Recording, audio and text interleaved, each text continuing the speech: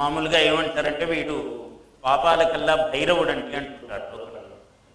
అంటే ఎవడు ఎన్ని పాపాలు చేసినా మానవుడు అంటే అదే పనిగా ఉద్దేశంగా పాపాలు చేయకూడదు, దానికి అదర్థం కాదు. అలా తీసుకోకండి, తీసుకొని ఇయ్యకండి ఎవరిని.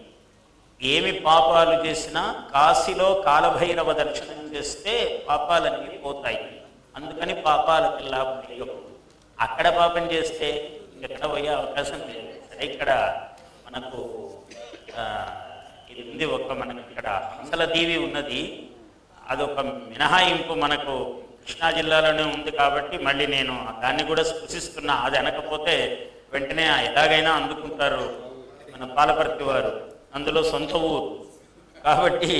హంసల దేవి అక్కడ కాశీలో చేసిన పాపములను కూడా ధరించి నల్లని హంస వచ్చి ఇక్కడ తెల్లని హంసగా మారిపోతుందట.